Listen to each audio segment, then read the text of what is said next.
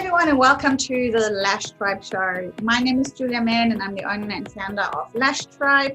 We help create successful and fully booked lash artists all over the world with the help of our online and in-person training programs. And on today's episode of the Lash Tribe Show, we have a very special guest, Kristy Hayman, joining us from Melbourne. And I tell you what, if you are a little bit on the sensitive side and you just want to stay in your own little bubble and stay safe and not want to know about really what's going on in the world, then I would suggest you do not listen to this episode. We have so many different topics we actually talked about in the show, going from mindset to actually getting a little bit political about COVID and what is really going on in the world. Why are the news telling us only as much as they want to, and how we can find out more information, as well as the struggles, the real struggles of a supplier in these times of COVID. So if you want to know more about it, stay tuned, and I will see you within the episode. I think, and again, it becomes about being aware and really conscious about what the media is telling you and what they want to be telling you. Or what is in the background. Why can't there be a channel that says, oh my God, somebody just, applied an amazing set of lash extensions? Don't they know how hard that is?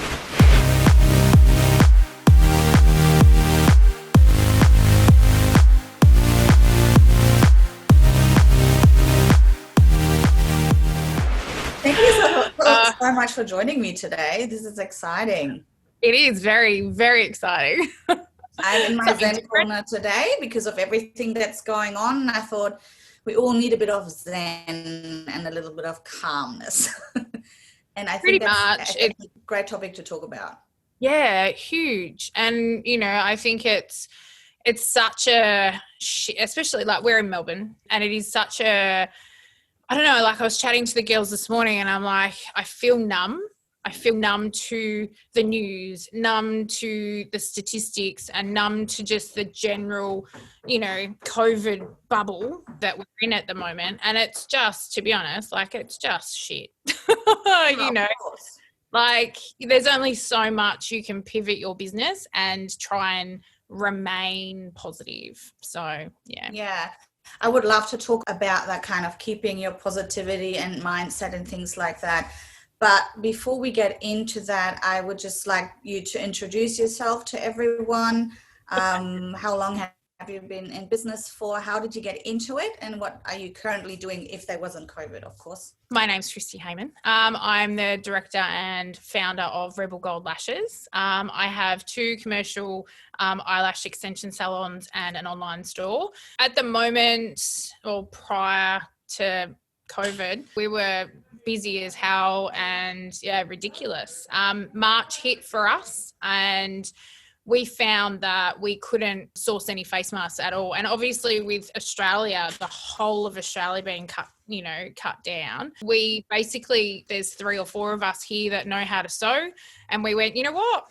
Let's make face masks. We've got the filters. We just need to make the product. So that's what we started doing. And to be honest, we haven't stopped. It's something that we've completely pivoted our business to. We have a room with 4 ladies sewing non-stop. In these specific times, we very much sat there and went, you know what? Put it out to the universe. If the universe tells me that I need to, you act like water. If it points you one direction, just go with it and see what happens. And unfortunately, that's just what we've been doing. So it's unfortunate, but also a clever business idea because like so many, we had to come up with new ideas.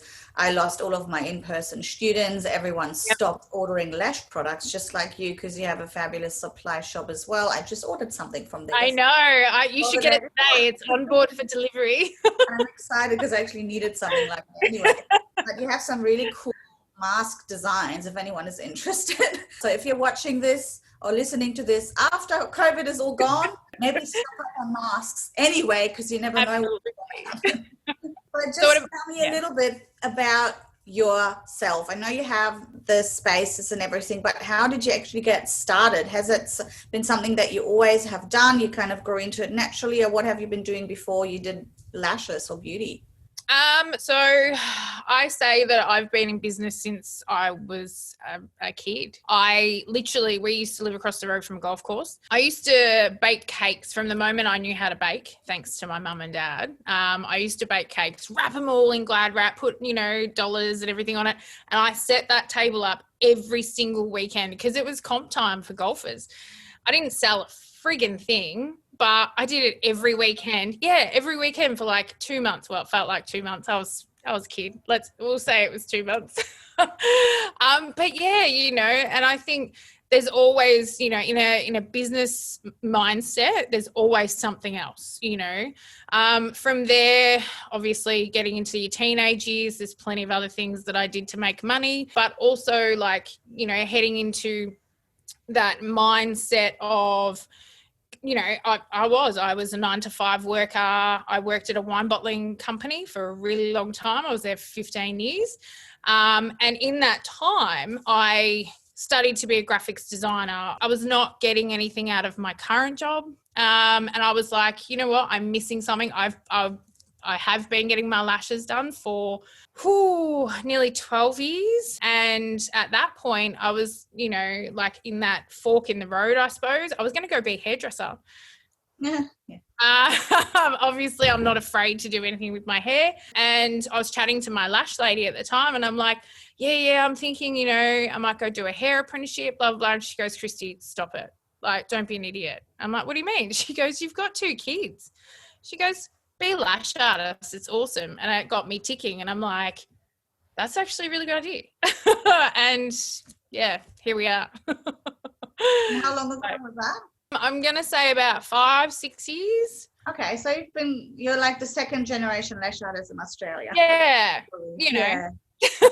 second wave, they started doing the thickness.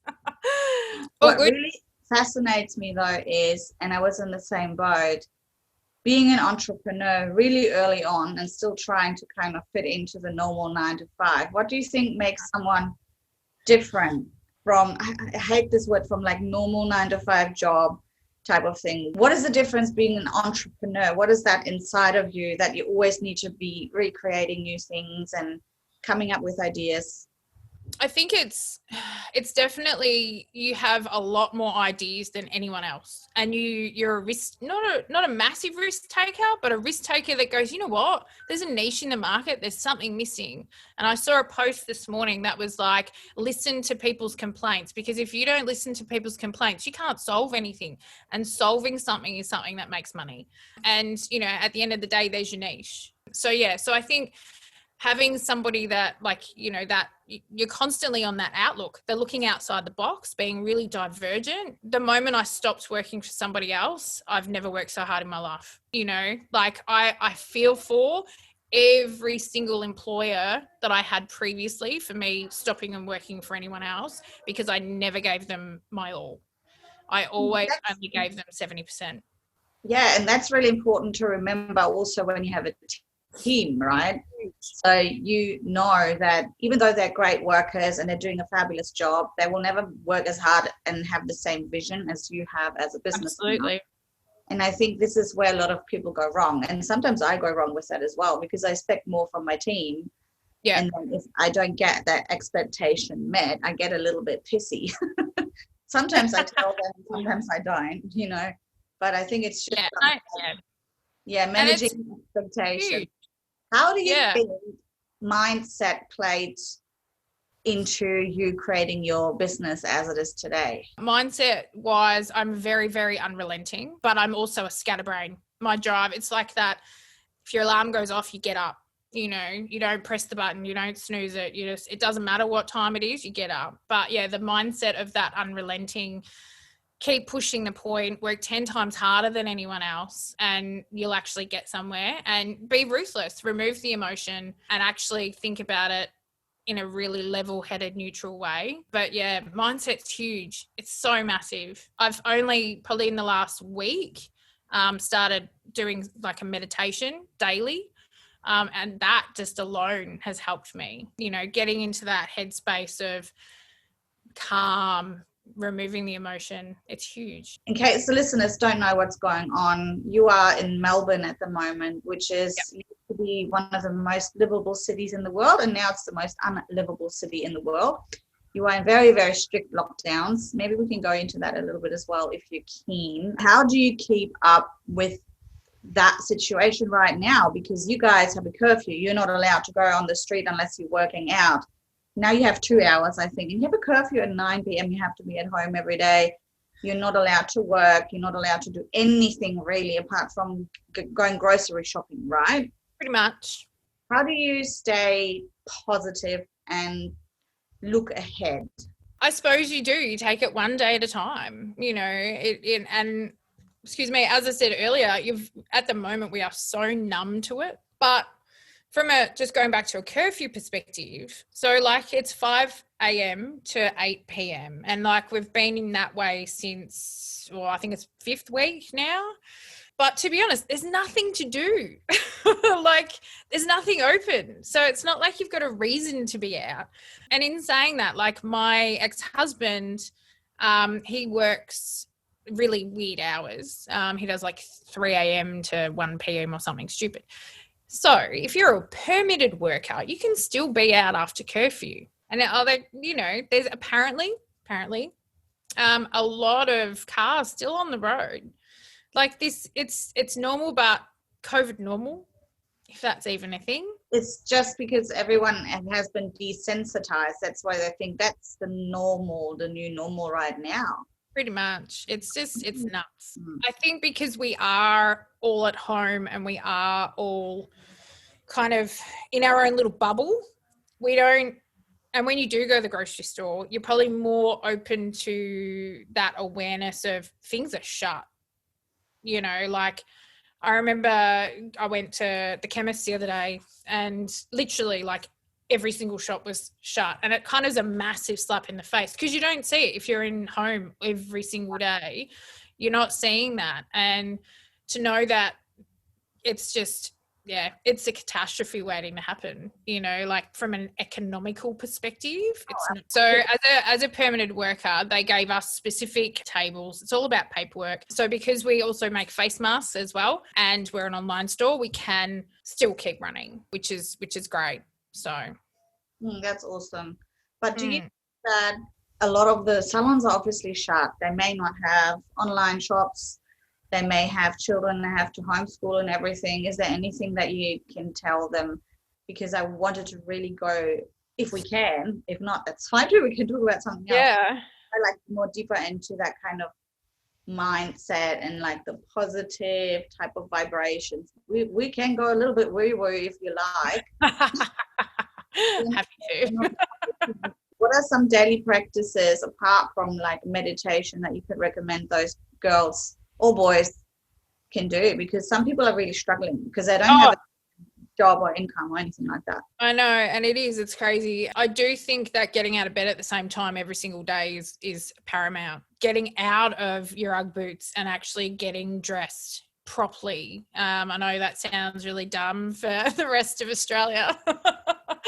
But it is, it's that putting a face of makeup on, even though you have to wear a mask, putting a pair of amazing earrings on, or, anything that's actually going to make you feel good, not necessarily look good, AKA shaved head, but, like it is, it's getting out of bed. It's sitting down, enjoying the sunshine when we have it, because we're in Melbourne. So, it has its moments at the moment, but having that routine and actually sticking to it is the next thing. Like it's okay to do it for today and tomorrow, but the next, and as I said, it's day by day. It's that set the alarm, get up, go for a walk for your hour or 2 hours and actually make it here.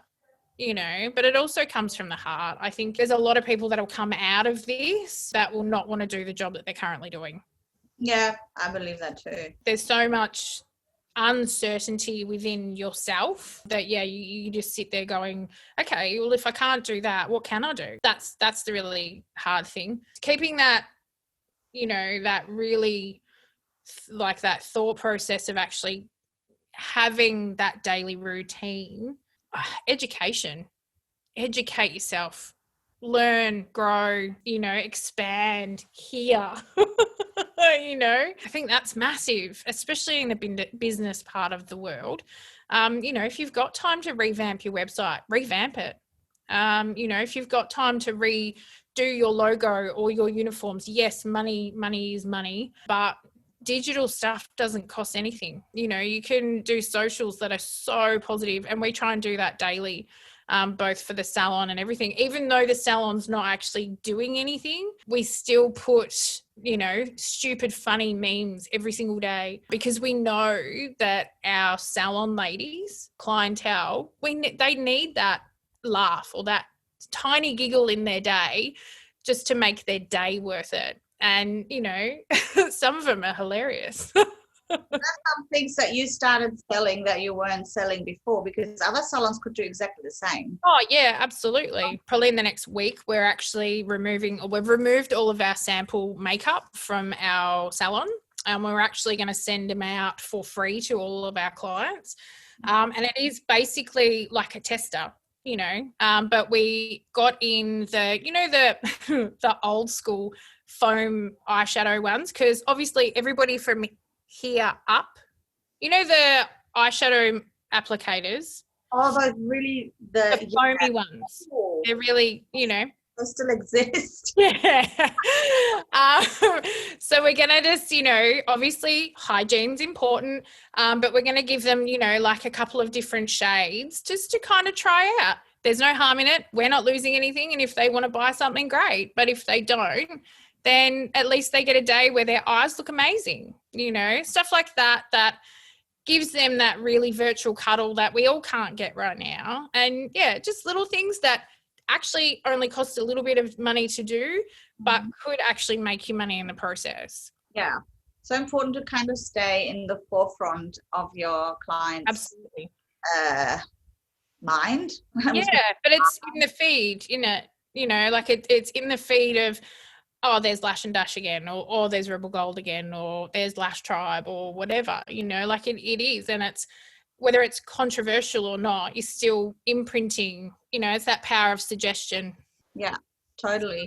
And you know what? Their clients are in the same boat. Most of them, they lost their jobs, or they can't go to work at the moment, or maybe they can work a little bit and they just need that extra kind of positivity to not be able to see any friends either. I mean, I even thought about opening up like an extra group for students or clients. We can't see anyone right now, and holding like a virtual cocktail party or something, or like a virtual anything like PJ night, just stay in contact, because I think the viewers or listeners don't realize you guys are not allowed to see anyone out of your household right now.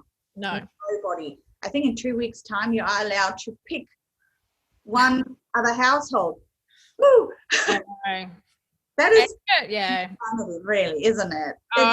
It's just nuts. Like, to be honest, even back in June, I think it was, when they said we could start socializing again, my partner and I, like, we're a household of 6, and they said something like, no more than 5 people can go anywhere, and we're like, wow, it looks like it's just us. But we didn't want to kind of go out and go, oh, let's go have dinner or whatever. We were like, nah, let's be smart about this. Like, we're trying to reopen the salons and everything, and trying to have that minimal contact. It's just, it's not worth the risk. No. And I think also you have to kind of abide by the rules, because we have seen what happens if you don't, aka viral post of a pregnant lady being arrested for posting something on Facebook with her. Anyway, it's very, very interesting times. That's what. Yeah. So let's talk about that. What is your opinion on all of that? I think that the word, hey, when you say stay safe, we need to stay safe and not meet with other people. Is that in terms of hopefully we don't get caught meeting up with other people, or is it really the health factor? I think it's more the fear factor. We don't know. Like, to be honest, I don't know anybody that's had COVID. I know. I don't know. I know. Yeah. friends who've had people unfortunately pass away. But as we know, and those reports are everything is official, everything is researchable. There's documents from lots of different companies, pharmaceutical companies, even well as research laboratories. There's lots of documentation, so anything I'm saying is not made up. It's right there. If you want to know more, obviously message me. But most of the time within Australia, and I actually just read this today, I just saw a video this morning that said that the symptoms reported by COVID-19 cases in Australia are consistent with a mild respiratory infection in the majority of cases. And it's a very real thing. Of course, it's real. People are dying, mostly elderly, of course. There are a few cases, you can count them probably on one hand in Australia, that have been under 60. And it's very, very sad. And my condolences to those people. But is it really validated to shut down 5 million people? I don't know. I'm just saying the research is there. You know, I'm not allowed to have a strong opinion on social media. I don't want to get arrested. But I'm just telling you, have a little research. And then the other one that said, and this is actually from the Epidemiology Report 22, it's an actual report that says that 9% of cases are recorded with no comorbidity. And any case in Australia that is a very bad case, or anyone who has died, only 9% of them have been noted down as died from actual COVID. 9%. Everyone else, and that's an actual report, everyone else has died with COVID, not from. Yeah, it's interesting, isn't it? Like, I think it's such a wormhole of stuff, you know, like I think things are going on that we don't even know, or probably, you know, unless you're turning off your media, whether it's 7, 9, 10 and whatever other channel. To be honest, I haven't watched normal TV in what feels like 10 years. Mm-hmm. And the reason I don't is because it's bloody depressing.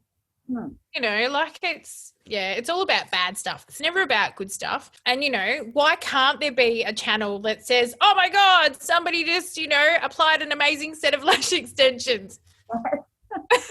You know, don't they know how hard that is?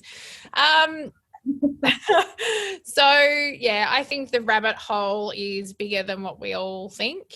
And I think I think it was Mimi's, one of Mimi's pages, you posted a video and it was about 3 hours long.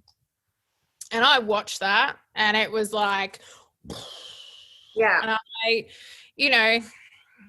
Look, not everything that was in this video, and I'm happy to link it to the show notes if it is still available to watch, because a lot of things have been shut down. Yes. By who knows who. We know who, but we don't want to put out things. They've been deleted or shut down as soon as they go into political kind of discussions, because people don't want that to be visible and the normal public to know about it. No. And, you know, like one of my friends who I also shared that video with, shared a set, I don't know if you know Joe Rogan. He does a podcast and he was talking to, I can't remember his name. Oh my God, crazy. In a good way. But it was like a 5 or 6 hour podcast. It was awesome. Like, it was funny, it was crazy, it was, you know, you could see them half cut by the end of it. But at the end, you know, it opened and had so many references to certain people in it. And I was just like, that's interesting. So I think, you know, and again, it becomes about being aware and really conscious about what the media is telling you and what they want to be telling you, like, or what is in the background, you know, like, yeah. There has been a video, I shared it today. I will name the title so people can watch it as well. On YouTube, it's called Australia Shame Melbourne Police Body Slam Reporter. Enter that and then you will find it. The screenshot looks like this. Oh, yeah, I'm pretty sure I've seen some of that. He is a reporter. He's got 1.5 million followers on YouTube, so he's got quite a large following. And he is very friendly to the police, and it basically just shows you what goes on behind the scenes of filming and being a reporter at protests that are actually calm protests, because what we are seeing at the moment is people going amok and crazy and attacking the police. And when there's so many other videos that are just not shown on mainstream media, but everywhere else, if you look for them, they're everywhere. Yeah. But people don't want to look for them because then that challenges what they know. That is the issue. So there's lots and lots of stuff that you guys can research if you want to. And if you don't want to, then that's totally fine as well. You know, we're not doing this podcast to give you guys our opinion and say you have to believe that as well. You know, but the information is out there if you're just looking deep enough. And it's actually not that deep these days. It's everywhere. It's everywhere. And I think, you know, thanks to the internet, you know, like this shit's been happening for years, allegedly. But, you know, the internet is great that it can, you know, open you up to suggestion and, you know, make yourself very aware of what's going on. Like you know, prior to COVID, you know, I live under a rock and I like it. But at the same time, you know, you kind of sit there going, oh, this is crap. Like, you know, let's expand this grey matter up here for 2 seconds and actually figure out what's going on. I hate confrontation. I'm not on any other Lash forums actively. Sometimes I get sent screenshots of people asking certain things and then I will reply to it. But there's so much drama going on. So for me, this is really not to create any drama. This is just simply to let everyone know who's listening or watching that the information is out there, you know, and until probably February or so, I wasn't aware of anything either, but I just started questioning, thinking, why are we being locked up? I mean, it happened in Queensland too. It was like that for 6 weeks, 7 weeks. We weren't allowed to do exactly what you guys are doing, although we didn't have a curfew, but it was pretty much exactly the same, right? We were only allowed to work out. We were not allowed to send our kids to school, only for essential workers, and anyone who can work is deemed an essential worker, basically. So we were exactly in the same boat, and I started questioning things and I started researching, and hell, once you start researching, you will find so much stuff that will blow your mind and you didn't know existed. Sometimes it's a little bit of a tinfoil hatter kind of theories, and I don't believe them. I only believe stuff that has facts and that shows me the reports or actual interviews of people. But, you know, you can look into it. I mean, it started off with me finding out about all those PEDO type people in America. And there's been heaps of arrests on, as you know, with people being molested and things like that. So that's all common knowledge, right? So all the Hollywood stuff. So what if something like that is actually the truth? Other things can be very, very true as well, you know, and people didn't want to believe that this high Hollywood, what's his name? He's arrested now. Is it Epstein? Yes. No, not Epstein. The other one who's now arrested. He was a Hollywood producer and Weinstein. The Me Too movement. Yeah, absolutely. Yeah. So he started all of that, and no one believed that that could be true. So why do lots of people now believe that it's fine to be locked inside the house? I don't know, but that's not my place. You know, you got to believe what you got to believe. Yeah, no, I agree. I think, the rabbit hole will obviously end at some point, whether or not it's today, tomorrow, a year from now. Something will happen. I think we are at the end of this podcast now. One thing that I do think that other home salon, even home salon, commercial salon, doesn't matter. One thing that I do think that they're probably not concentrating on is finding a product you love, whether it's your own or someone else's, and actually selling it. Yeah. Like, you know, I'm going to show you a cup. This is my coffee cup. I saw those online. They are friggin' awesome. They are so good, and they're Australian. And yeah, so, you know, I figure the first one I ever bought, let me just see if I got it. It's a Mimco one. Mm-hmm. It's beautiful. Wow, Yeah. I didn't know Mimco had coffee cups. Yeah, so that's the first Frank Green cup that I've ever bought, and I straight up love it. So I emailed them and said, hey, I want to stock your product. What do I need to do to stock your product? And they said, this is what you need to do. This is the minimum order requirement. Done. And I was like, sweet, because I'm so in love with it. And we do that with a lot of things. We find stuff we love and we just promote it. And, you know, that I think that goes well with business. Once you love something, why not sell it?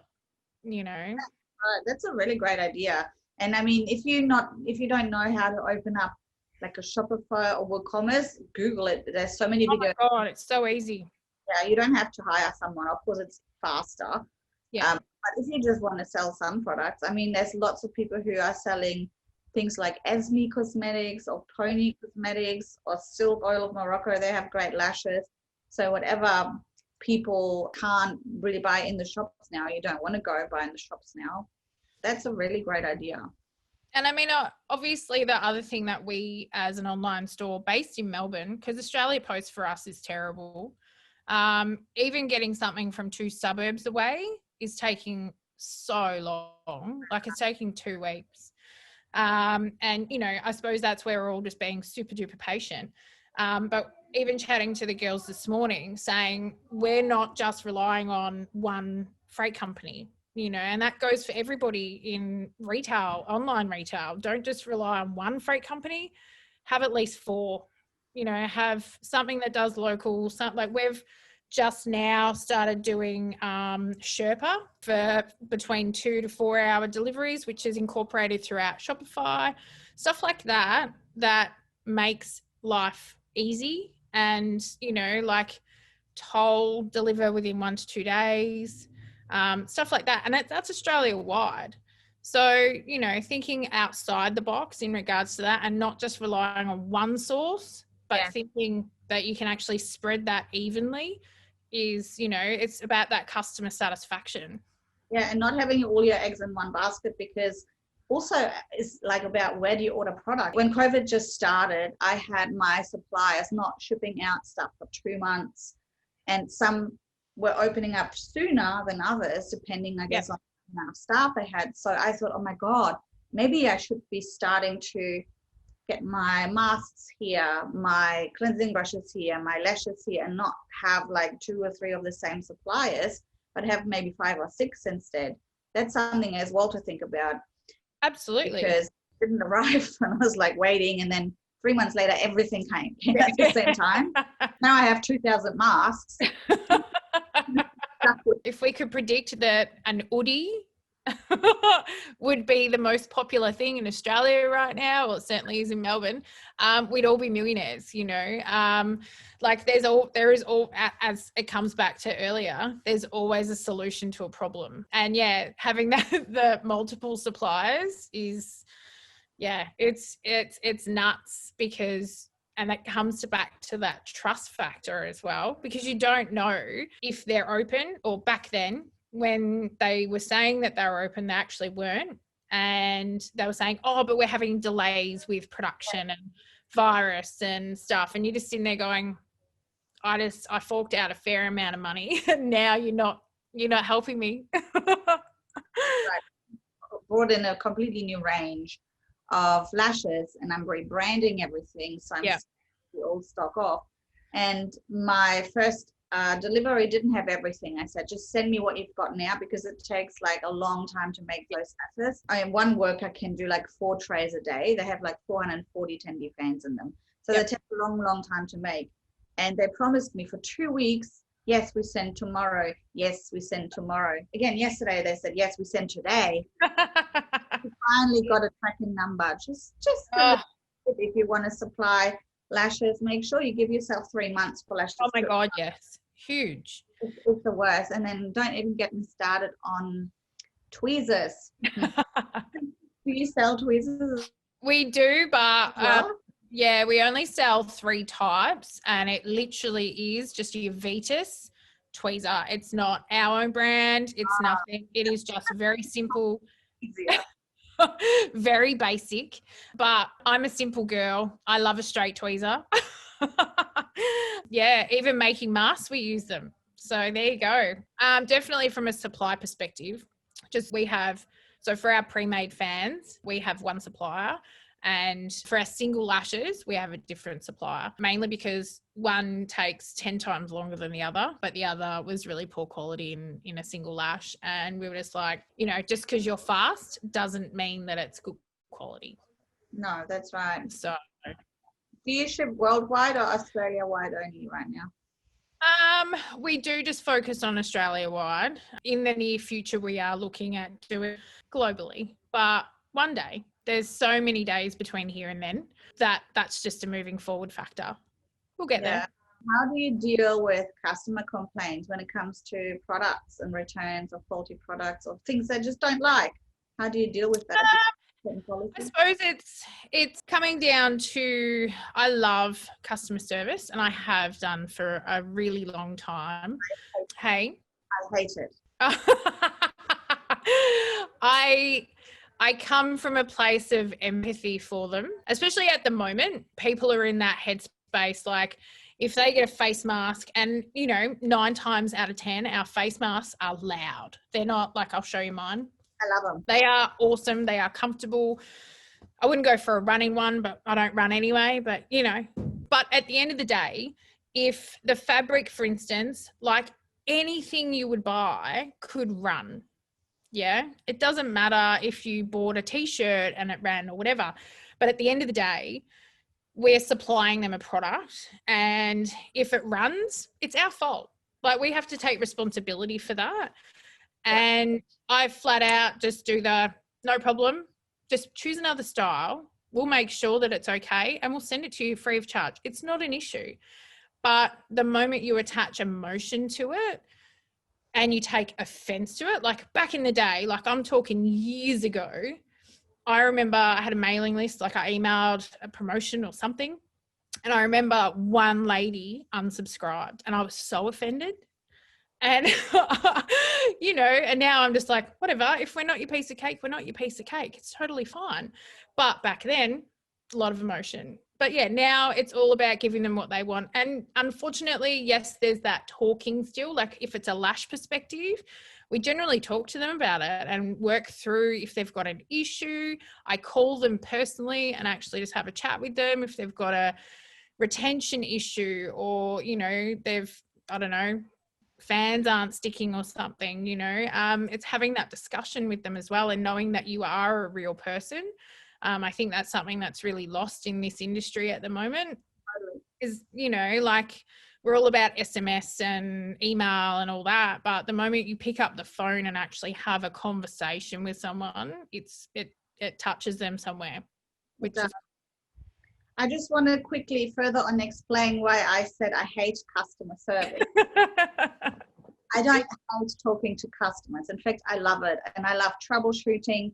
And I'm always happy to return or refund or get things exchanged if they are either faulty or they have by mistake ordered something wrong. They can return it. We don't pay for the return. They will have to pay for it because at the end of the day, the product wasn't at fault. But if they have any issue using it or there is a fault, we will send a new one, no questions asked, if we see the evidence, of course, yeah? Yes, absolutely. We want to see a picture.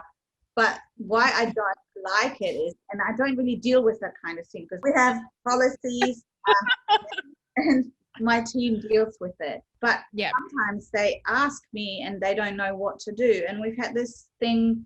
And it's funny that you said that because we have to have empathy for the way that things are at the moment, and I'm always trying to help out wherever I can. I order from lots of shops at the moment from Victoria, from my own money, just like yours and lots, many others.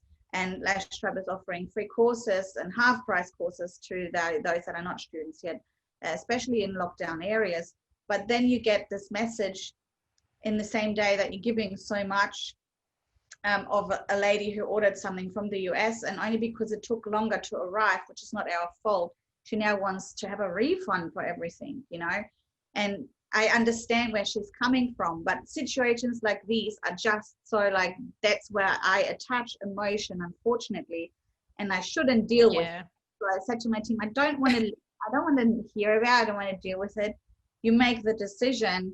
At the end of the day, we are giving them as much as we can. We are shipping it the very same day. Everything is packed and shipped. all the time unless it's a weekend. And we have store notifications saying there will be major delays. Yeah, absolutely. And our products are all shipping out from Australia.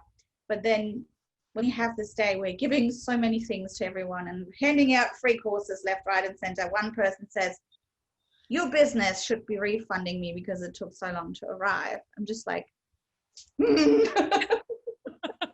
why I don't customer service. I don't.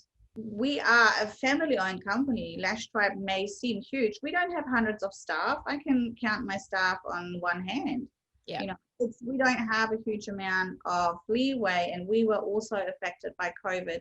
And I understand that people think that because they waited for so long, they deserve some kind of refund, but they have the products now, they can use them, they're not going off. So sometimes I just don't quite understand customers, and this is when I would rather not deal with it, because someone else would deal with it in a better way, because there would be no emotion attached from my end. And yeah, so it's hard, you know, detaching that emotion, especially when they're, you know, like in that headspace. It's not good. Oh, what should you do? And this is more of a personal question. What would you do if you were selling non-Vitas tweezers, but proper tweezers? We sell, not that they're not proper, but like your own brand type of tweezers that you actually have to hand test beforehand. I film a video every single time I test the tweezer. Every single tweezer is still tested by myself. You can see me wearing gloves as well. And I film that particular tweezer with a number attached to it. We take a photo of it as well. We attach it to the receipt and say, video number is blah, blah, blah, in case they want proof that it works. And no volume tweezer goes out here without working perfectly fine for volume. Now we have someone, I'm not going to say where from, but from overseas, that wants to have a new tweezer shipped to her because she can't work it. What is your policy there? Maybe get on a Zoom call with her and see if she's not holding it correctly. Could something have happened to it in shipping? Probably not. Like, the packaging that we have nowadays is so awesome that, you know, the damage that could come to that is minimal. Yeah, I'd call her and say, hey, let's chat. Because people are less likely to do something to your face. And if you're, you know, instructing her on how to use it, you've helped. What we always do is we send the video of how they should be using it. Yep. We will always do that. So there's lots of troubleshooting and things like that. But I think at the end of the day, we all have to agree that we can't make everyone happy. And sometimes the customers, all they want is a refund for whatever reason, even if the products may be working, whether they have received them on time or not due to COVID shipping. Sometimes it's just that they want their money back. They're cranky, they're in a bad mood, and we can't win, no matter how much troubleshooting we are doing as suppliers. And then, yeah, unfortunately, that's the way it is sometimes, isn't it? Yeah, unfortunately it is. You know, I mean, you can offer a discount code or something like that, but at the end of the day, if they're in that headspace of wanting their money back, they are literally not going to be happy regardless of what you gave them. You know, yeah, sometimes the customer's not always right and they don't know that. Well, maybe they do as well. Yeah. I mean, sometimes they, yeah. Would you like to finish our podcast/video with something going out to everyone in the world right now?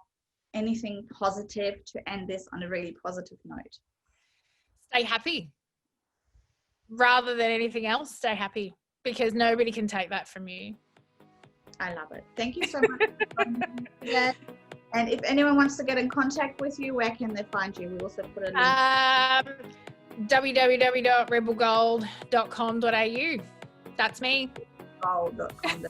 Thank you so much for listening and watching. And I will see you on the next Lash Tribe Show. Bye. Bye-bye.